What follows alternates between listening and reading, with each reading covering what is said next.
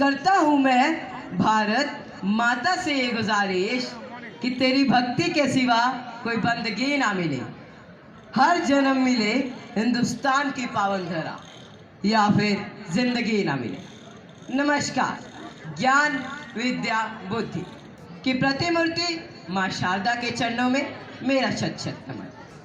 परम आदरणीय मुख्य अतिथि महोदय, प्रधानाचार्य जी, अध्यापक गण, निरीक्षित एवं विवेकशील निर्णायक मंडल व अन्य विद्यालयों से आए मेरे प्रतिभागी छात्र साथियों, मैं लक्ष्य गुप्ता प्रकृति के स्वच्छंद वातावरण में स्थापित इस चंबा चौगान में जिस विषय को लेकर उपस्थित हुआ हूँ उसका शीर्षक है मेरे सपनों का भारत। न पूछो जमाने से क्या हमारी कहानी है, न पूछो जमाने से क्या हमारी कहानी है, हमारी पहचान तो सिर्फ ये है कि हम हिंदुस्तानी हैं। जी हाँ, हम उसी भारत के निवासी हैं जहाँ पर मर्यादा पुरुषोत्तम भगवान राम की जन्मभूमि है, जहाँ पर यदुवंश नायक श्री कृष्ण की जन्मभूमि है। ऐसे राष्ट्र में जन्म लेना मेरा सौभाग्य है। सोने की चिड़िया कहलाने वाला भारत आर्यवर्त की भूमि है। मेरा भारत वसुधैव कुटुंबकम की अवधारणा पर चलने वाला राष्ट्र है, अर्थात पूरा विश्व एक परिवार के समान है। मैंने एक ऐसे राष्ट्र में जन्म लिया है जहां पर महाराणा प्रताप, महात्मा गांधी, सुभाष चंद्र बोस और भगत सिंह जैसे महान देशभक्त नेताओं ने जन्म लिया। खुश नसीब है वो लोग जो वतन के काम आते हैं, खुश नसीब है वो लोग जो वतन के काम आते हैं। सलाम करते हम वतन पर मिटने वालों को, सलाम करते हम वतन पर मिटने वालों को, जिनकी वजह से हम चैन की सांस ले पाते हैं। भारत अपनी सनातन संस्कृति के लिए पूरे विश्व में जाना जाता है। भारत विश्व का सिरमौर है।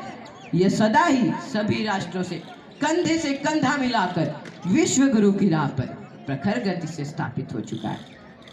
मेरे भारत में विभिन्न जाति व विभिन्न धर्मों के लोग मिलजुल कर सद्भाव से रहते हैं।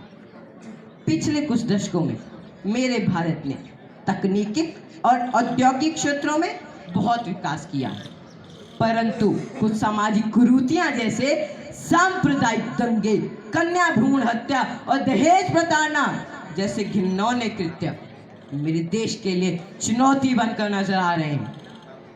और मेरे देश की 90% संपत्ति 10% लोगों के हाथों में जाती नजर आ रही है, जिससे मेरे देश का अमीर बहुत अमीर और गरीब को 2 वक्त की रोटी के लिए तड़पना पड़ रहा है। मेरा देश, मेरा सपनों का भारत ऐसा होगा जहां पर इस प्रकार की सामाजिक कुरीतियों का नामो निशान ना हो। रविंद्रनाथ टैगोर ने कहा था, मेरे देश को अपनी वर्तमान नींद से जागकर भारत नाम सार्थक करना होगा। मेरे सपनों का भारत कुछ ऐसा होगा, मेरे सपनों का भारत कुछ ऐसा होगा जहां ना धन ना जाति का विवाद होगा, हर इंसान में इंसानियत, हर किसी का सम्मान होगा, जहां सूरज की ओज प्रदान करने वाली किरण सबके मन को ओजस्वी बना देगी, जहां चांद की चांदनी सबके मन को शीतल तथा पावन बना देगी, जहां धान के लहराते खेत होंगे, फसलों में आती हरियाली होगी, जिससे किसानों के चेहरे पर आती खुशहाली होगी। मेरा देश शिक्षित, प्रशिक्षित व ज्ञान से परिपूर्ण होगा। मेरे सपनों का भारत कुछ ऐसा होगा, मेरे सपनों का भारत कुछ ऐसा होगा। अग्रदूत बन जाएगा जो अनुपम स्वर्ण विहान का, अग्रदूत बन जाएगा जो अनुपम स्वर्ण विहान का, जहां मिलेगा पुण्य सभी को वीरों के बलिदान का।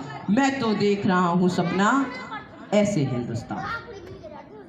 गांधी जी ने कहा था, हमें एक ऐसे राष्ट्र के लिए कोशिश करनी चाहिए जहां पर निम्न वर्ग और उच्च वर्ग के लोगों में कोई भेदभाव ना हो। स्त्रियों को वही अधिकार मिले जो पुरुषों को मिलते आ रहे हैं। बाकी सारी दुनिया से हमारा संबंध शांति का हो। यह मेरे सपनों का भारत। गांधी जी का यह सपना तभी सार्थक हो सकता है जब मेरे देश में कोई बच्चा निर्वस्त्र ना घूमे, किसी बेटी की भ्रूण हत्या या उस दहेज के लिए प्रताड़ित ना किया जाए।